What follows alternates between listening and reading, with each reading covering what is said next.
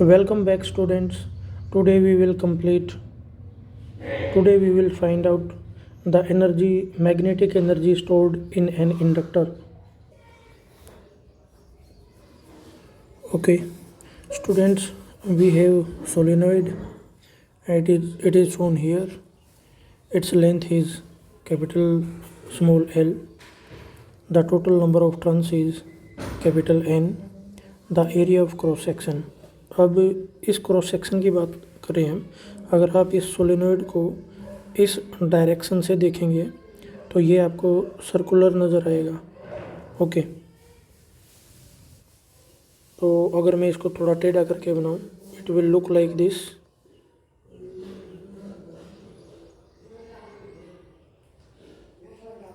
Okay, तो इस cross section area की बात हो रही है. ये क्रॉस सेक्शन एरिया है जो ये हमारा ए है. ओके, अब देखो, अगर मैं इस टाइप के सोलेनोइड का coefficient of self induction find out करूं, तो सेल्फ इंडक्शन का एक ब्रीफ में थोड़ा एक्सप्लेन कर देता हूं मैं. अगर मान लो मैं यहाँ पे एक सोर्स ऑफ ईएमएफ कनेक्ट कर देता हूँ इसके अक्रॉस, तो क्या होगा, इसमें करंट फ्लो होना स्टार्ट हो जाएगा. ठीक है, मान लो किसी टाइम पे इसमें करंट जो है आई फ्लो कर रहा है. इनिशियली इसमें करंट कितना था, 0, एंड 0 से इसमें करंट मैक्सिमम हो गया, मान लो आई नोड हो गया. तो जब इसमें करंट वेरी हो रहा है, करंट राइज हो रहा है, then there will be change in magnetic flux associated with the solenoid. ठीक है, उस वजह से इस सोलेनोइड में ईएमएफ इंड्यूस होगा, that will oppose the change in magnetic flux linked with the solenoid. तो क्लास, जब आप पोटेंशियल अप्लाई करेंगे इस सोलेनोइड के अक्रॉस, तो इसमें करंट राइज होना स्टार्ट हो जाएगा. और इनिशियली करंट हमारा 0 है. ठीक है, तो जैसे ही करंट राइज होगा एक ईएमएफ इंड्यूस हो जाएगा, ईएमएफ इंड्यूस होगा, that will oppose the change in the rise in current in the solenoid. तो इस चीज़ को हम सर्किट डायग्राम से कैसे समझ सकते हैं. तो क्लास देखिए, ये सिचुएशन है, ये अपना सोलेनोइड है और सोलेनोइड के अक्रॉस आपने पोटेंशियल अप्लाई कर दिया. और जैसे ही आप यहाँ पे की इंसर्ट करोगे तो सर्किट आपका क्लोज हो जाएगा एंड यहाँ पे करंट फ्लो करना स्टार्ट कर देगा. करंट की डायरेक्शन होगी positive terminal of the potential source to negative terminal. तो ये करंट की डायरेक्शन होगी. मान लेते हैं किसी टाइम पे करंट जो है वो आई है. तो देखिए, एक बात यहाँ पे आपको देखनी है, इनिशियल वैल्यू ऑफ करंट जो है, इनिशियल करंट. तो इनिशियली जब आप जस्ट ऑन करते हैं सर्किट को, की को इंसर्ट करते हैं यहाँ पे, तो करंट बिल्डअप होना स्टार्ट होता है. तो इनिशियली करंट 0 से स्टार्ट होता है और फिर वो कुछ टाइम बाद एक डेफिनेट वैल्यू गेन करता है. इसी टाइम पे एक काम और होता है, जैसे यहाँ पे करंट बिल्डअप होना स्टार्ट हो जाएगा तो सोलेनोइड में का जो मैग्नेटिक फ्लक्स है, सोलेनोइड में मैग्नेटिक फील्ड क्रिएट होगा. ओके, और वो मैग्नेटिक फील्ड आप फाइंड आउट कर सकते हैं.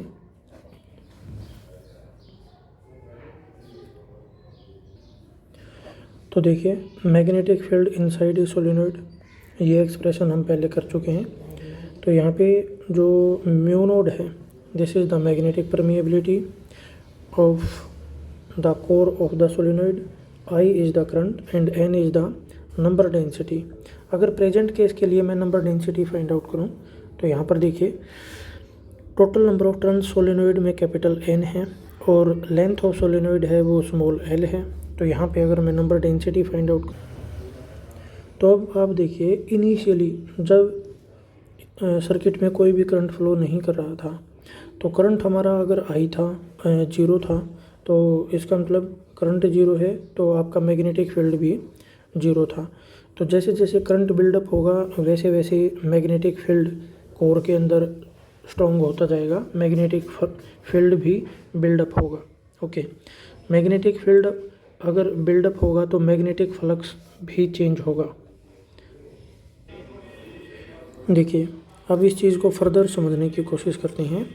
जैसे ही ये आपकी इनिशियल स्टेज है, no current, no current, no magnetic field, no magnetic energy.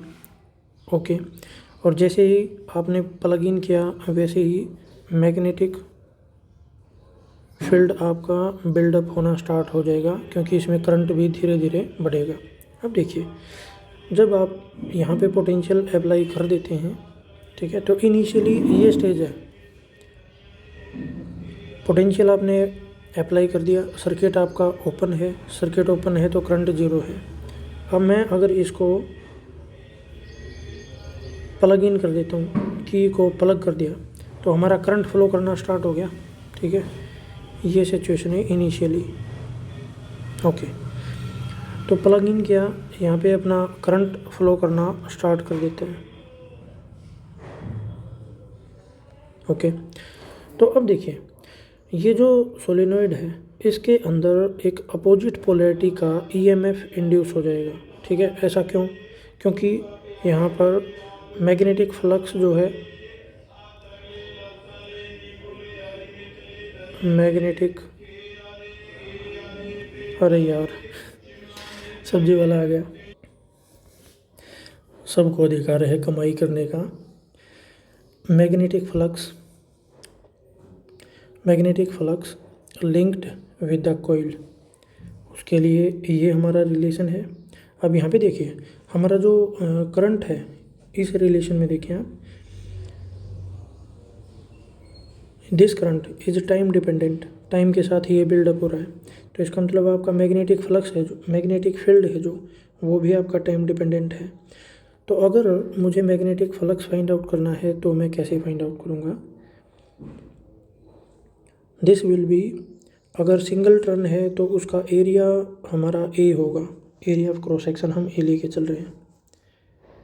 तो एरिया ऑफ क्रॉस सेक्शन मैंने ए ले लिया, तो मैग्नेटिक फील्ड का और ए का डॉट प्रोडक्ट लगा देते हैं। बट नंबर ऑफ टर्न्स हमारे यहाँ पे कितने हैं? कैपिटल एन, तो उससे भी आपको मल्टीप्लाई करना पड़ेगा। तो ये हो गया हमारा मैग्नेटिक फ्लक्स। ठीक है, और ये मैग्नेटिक फ्लक्स एक टाइम पे है, टी टाइम पे। ठीक है, इंटरमीडिएट स्टेज है ये, और हमारा बी जो है वो भी टाइम डिपेंडेंट है। तो मैं लिख देता हूँ कि जो बी है अपना, that is also a function of A time. ठीक है, तो अब यहाँ से जैसे जैसे करंट बिल्डअप होगा एक ईएमएफ इंड्यूस हो जाएगा, और ये ईएमएफ इंड्यूस्ड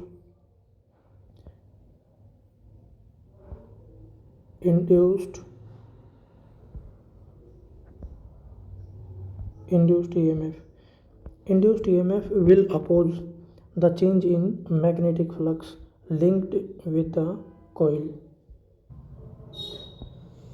ओके, तो अब ये इंड्यूस्ड EMF अगर अपोज कर रहा है तो वो अपोज कैसे हो सकता है? इसके एक्रॉस यहाँ पे EMF इंड्यूस हो और उसकी पोलैरिटी अप्लाइड पोटेंशियल के अपोजिट हो, तभी तो अपोज कर पाएगा जो करंट बिल्ड हो रहा है। तो इसका मतलब ये जो EMF इंड्यूस हुआ है इसकी polarity across the solenoid that is such that it opposes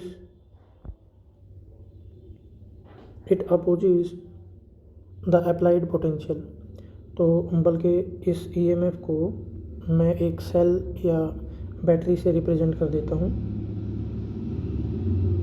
इस टाइप का। ये देखिए, समझिए इस चीज़ को।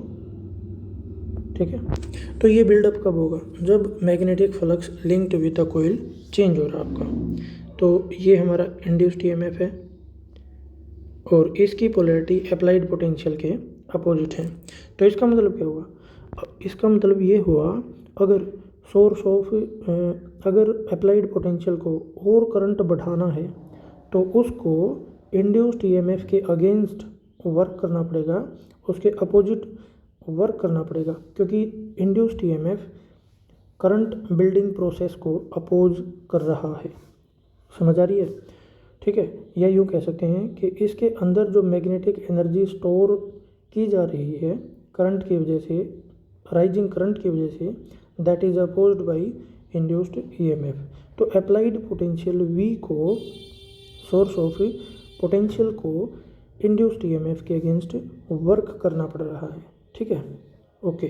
तो अब इस अप्लाइड पोटेंशियल के सोर्स को जितना वर्क करना पड़ेगा उतनी ही मैग्नेटिक एनर्जी इसके अंदर स्टोर कर ली जाएगी। ठीक है, तो ये एक आइडियल कॉन्सेप्शन है कि जितना भी सोर्स ऑफ पोटेंशियल वर्क करेगा वो सारा का सारा इसके अंदर स्टोर हो जाएगा। बट प्रैक्टिकली ऐसा नहीं है। क्यों? क्योंकि जब करंट फ्लो करेगा तो कुछ जो करंट है वो सर्किट के अंदर हीट भी जनरेट करता है। ठीक है, तो आइडियली हम ऐसा मान लेते हैं जितना भी work applied source of potential ने वर्क किया है, that energy is stored, that work is stored as magnetic potential energy of the solenoid.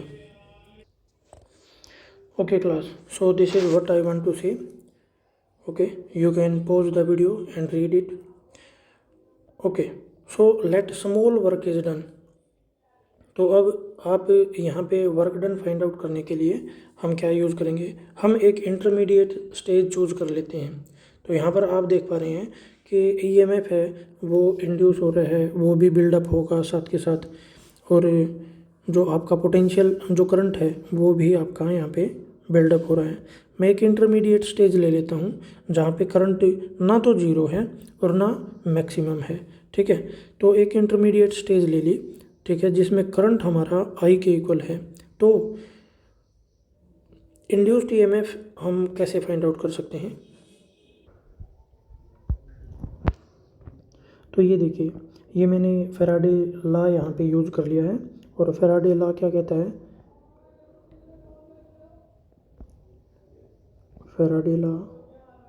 Faraday law say that when the flux linked with a coil changes, then EMF and induced EMF is induced. Okay, and EMF is induced that opposes the change in magnetic flux.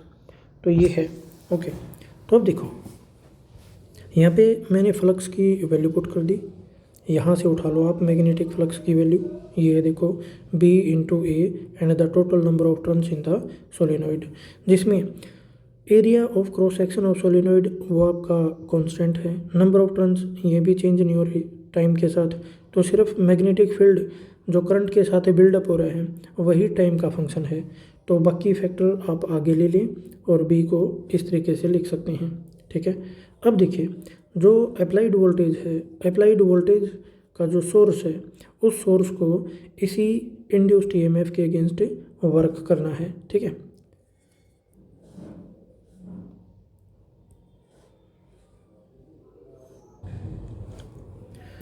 तो अब आपको क्या करना है, इस relation के अंदर आपको वैल्यू सब्स्टिट्यूट कर देनी है मैग्नेटिक फील्ड की।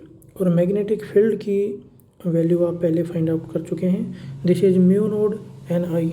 तो इस वैल्यू को अगर मैं यहाँ पे सब्स्टिट्यूट कर दूँ तो मेरे पास इंड्यूस्ड ईएमएफ आ जाएगा। ठीक है, तो induced EMF E this will be equal to minus area of the solenoid, total number of turns in the solenoid, and B की वैल्यू पुट कर दी। बी की वैल्यू है मेरे पास म्यू नोड एन आई। तो ये जो नंबर ऑफ टर्न्स हैं, नंबर ऑफ टर्न्स पर यूनिट लेंथ, ये भी फिक्स है, म्यू नोड भी फिक्स है। ठीक है, और एन को आप क्या लिख सकते हैं, you can write it total number of turns divided by total length of the solenoid, ऐसे भी लिख सकते हो। तो अगर मैं ये वैल्यू सब्स्टिट्यूट करूँ तो यहाँ पे मेरे पास क्या आ जाएगा, एन स्क्वायर, नीचे क्या आ जाएगा, लेंथ ऑफ सोलेनोइड, और यहाँ पर क्या आ जाएगा मेरे पास D I by D T, क्योंकि जो करंट है ना वही टाइम का फंक्शन है, बाकी सारे पैरामीटर आपके फिक्स हैं। क्लियर? तो एक और रहता है यहाँ पे म्यू नोड। तो देखिए इस तरीके से हम फाइंड आउट कर सकते हैं इंड्यूस्ड ईएमएफ। ओके, अब देखिए, अब हमारा काम क्या है, हमें पोटेंशियल एनर्जी फाइंड आउट करनी है। तो उसके लिए आपको वर्क फाइंड आउट करना पड़ेगा, ठीक है। And that work is stored as potential energy. तो देखिए, small amount of work done कैसे फाइंड आउट कर सकते हैं for this case. This will be equal to let q amount of charge is flowed by this source of a EMF. Okay, and the potential difference is dV। ठीक है, तो basically मैं यहाँ पे relation use कर रहा हूँ d U is q d V. तो यहाँ पर देखो, अब एक चीज़ और यहाँ पे समझने की, ये जो पोटेंशियल है, हमारा सोर्स ऑफ पोटेंशियल है, हम मान लेते हैं कि इसकी जो एफिशिएंसी है वो 100% है, ठीक है। This is of infinite capacity, यानी कि ये इतना ही पोटेंशियल डिफरेंस मेंटेन रखेगा इसके अक्रॉस, और जो चार्ज फ्लोइंग है दैट इज़ क्यू। ओके, तो इस पोटेंशियल में अब देखिए टाइम के साथ ये चार्ज सप्लाई कर रहा है, ठीक है। तो मान लो इसने d q amount of charge supply किया, तो उसमें इसको कितना वर्क करना पड़ा होगा, d W that is equal to potential कितना है अपना, पोटेंशियल है अपना वी, और चार्ज इसने कितना फ्लो करवाया, डी क्यू, तो इतना अमाउंट ऑफ वर्क इसको करना पड़ेगा। So this relation is not required here.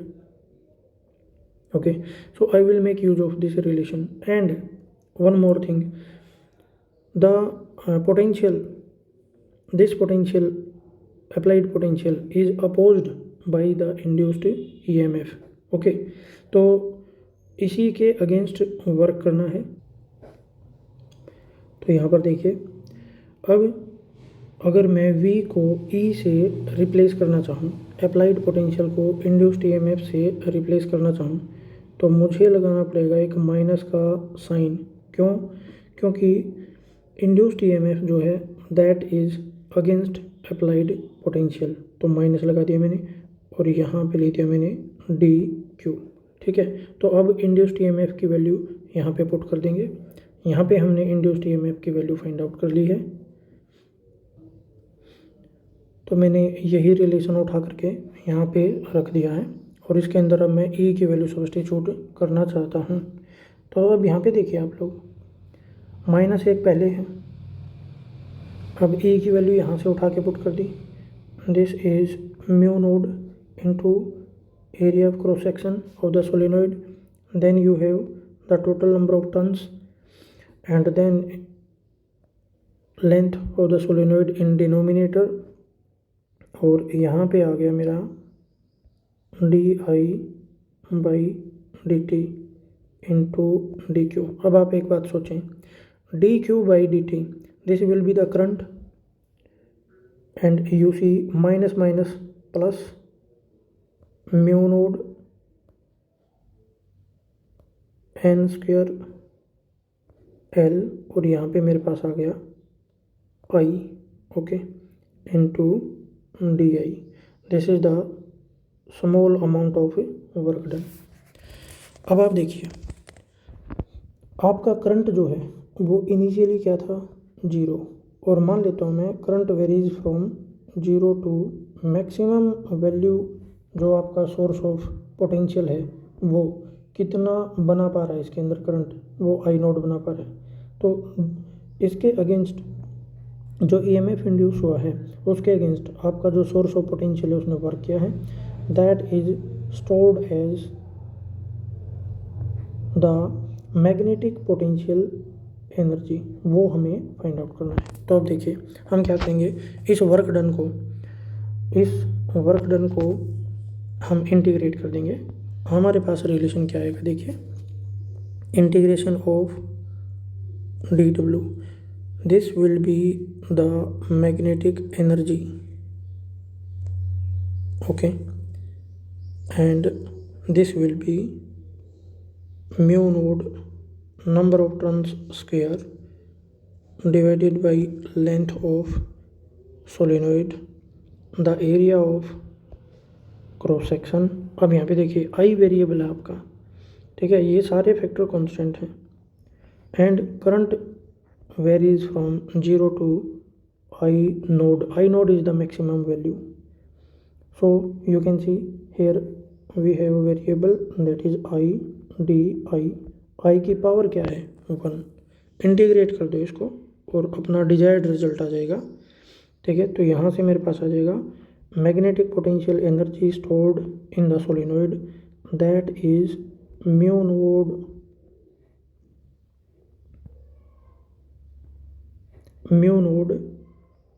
capital N square number of turns area of the solenoid into I square by 2 upper limit lower limit put करने के बाद। अब आपको ये देखना है कि ये जो फैक्टर है ना, ये जो फैक्टर है, this factor contain constant parameter related to solenoid and this factor is coefficient of coefficient of self inductance, okay, coefficient of self induction. तो मैं इसको लिख सकता हूँ 1/2 L into I square. This is the magnetic energy stored in the solenoid. Okay class, ठीक है। अब यहाँ पे आप आई की वैल्यू भी पुट कर सकते हैं, ठीक है। तो हाँ एक बात, अब यहाँ पे देखिए अपनी जो अपर लिमिट है ना वो आई नोड है, तो यहाँ पर भी हमारा आई नोड आएगा, यहाँ पर भी आई नोड आएगा। And corresponding to maximum current that is I naught the magnetic field build up in the core of solenoid that will be B node and it is given by mu node n I node, okay. तो अगर यहाँ से आप उठा करके B की value put करना चाहें तो भी आपका रिजल्ट आ जाएगा। तो आप देखिए अब इस वैल्यू को सब्स्टिट्यूट करते हैं and magnetic energy density find out करेंगे। तो देखिए ये हमारा मैग्नेटिक फील्ड है, तो आई नोड की वैल्यू जो होगी हमारी I naught this will be equal to B naught divided by mu naught into number of turns. अब इसको यहाँ पे सब्स्टिट्यूट कर दें अगर, तो मेरे पास जो magnetic energy, total magnetic energy stored in the solenoid है that will be equal to mu naught as it is number of turns square. मैं इस रिलेशन में वैल्यू पुट कर रहा हूँ, ठीक है। तो ए डिवाइडेड बाई एल ये हमारा सेम है। अब आई नोड स्क्वायर की जगह ये वैल्यू पुट करनी है आपको, तो इसका भी आप क्या कर देंगे, स्क्वायर कर देंगे, डन। तो मेरे पास आ जाएगा B naught square divided by mu naught square और फिर नंबर ऑफ टर्न्स का स्क्वायर। तो इसका मतलब मैं क्या लिख सकता हूँ, N square into L square, okay. This is number density and this capital N is total number of turns. तो अगर इसको सोल्व करेंगे हमारे पास आ जाएगा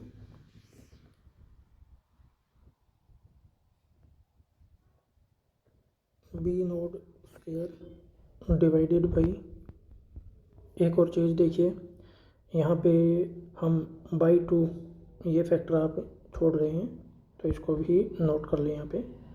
तो ये आ गया इंटू 2, एक म्यू नोड भी हमारा बच जाएगा। और क्या बचा हमारे पास, एरिया ऑफ क्रॉस सेक्शन। देखिए अब देखो एक पावर से ये पावर कैंसिल हो जाएगी और दूसरा देखो एन स्क्वायर से एन स्क्वायर कैंसिल हो गया, तो मेरे पास बच गया A into L. And what is A is the area of cross section and L is the length. तो ये फैक्टर आपको क्या प्रोवाइड कर रहा है, this is the volume of the solenoid, ठीक है। तो मेरे पास आ जाएगा total energy divided by the volume. तो ये मेरे पास क्या बन गया, this is the magnetic energy density. तो मैं इसको कैसे लिखूँ, मैं इसको स्मॉल यू लिख लेता हूँ, म्यू लिख दिया मैंने, म्यू मैग्नेटिक परमिएबिलिटी होता है, तो यू लिखता हूँ मैं, magnetic energy density small U, this is equal to B naught square divided by 2 mu naught. Okay, so इस तरीके से आप इसको सोल्व कर सकते हैं।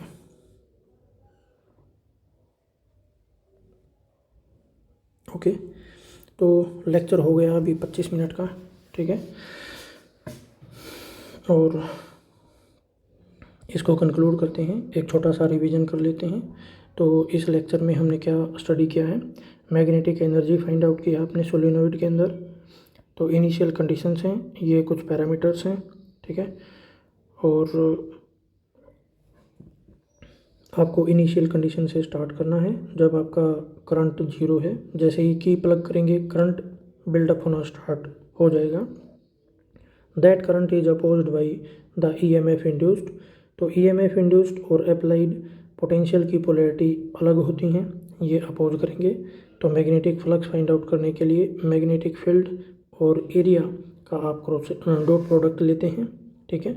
अगर नंबर ऑफ टर्न्स ज़्यादा हैं तो नंबर ऑफ टर्न से मल्टीप्लाई कर देते हैं, ठीक है। आप सेकेंड लॉ का यूज करें इंड्यूस्ड EMF और मैग्नेटिक फ्लक्स को कनेक्ट करने के लिए। फिर आपको small work done find out करना है। Small work done find out करने के लिए आप इस रिलेशन का यूज करेंगे। फिर आपको V और E के वैल्यू को कनेक्ट कर देना है। इंड्यूस्ड EMF अपोज कर रहा है पोटेंशियल को, तो आप यहाँ पे एक माइनस साइन पुट कर देंगे। इंड्यूस्ड EMF की वैल्यू आपकी यहाँ से आ जाती है फैराडे लॉ यूज करके, ठीक है। B की वैल्यू सब्स्टिट्यूट कर दें इन टर्म्स ऑफ करंट, ठीक है। B is function of time, current buildup हो रहा है समय के साथ, तो ये भी टाइम का फंक्शन है, ठीक है। वैल्यूज़ पुट करें, इंटीग्रेट कर दें विद इन अप्रोप्रिएट लिमिट्स, आपका रिजल्ट आ जाएगा। कुछ कांस्टेंट पैरामीटर हैं, ठीक है, उनको आप L सब्स्टिट्यूट कर दें, ये होता है कोफिशिएंट ऑफ सेल्फ इंडक्शन या सेल्फ इंडक्टेंस, आप इसको बोल सकते हैं, ठीक है। फिर आप आई नोड की जगह मैग्नेटिक फील्ड की वैल्यू रख करके मैग्नेटिक एनर्जी डेंसिटी भी फाइंड आउट कर सकते हैं, ठीक है। इसके और भी तरीके हैं एनर्जी को कैलकुलेट करने के लिए, जो भी आपको ठीक लगे वो आप एडोप्ट कर सकते हैं। Okay, if you find my lecture informative please share and subscribe, and next lecture will be on the same topic, that is magnetic energy stored in the solenoid. इसमें हम L का यूज करके magnetic energy को find out करेंगे। वो relation, वो जो coming lecture है वो छोटा होगा, सेम रिजल्ट्स उसके अंदर आएंगे। Thanks for watching the lecture, stay tuned with me.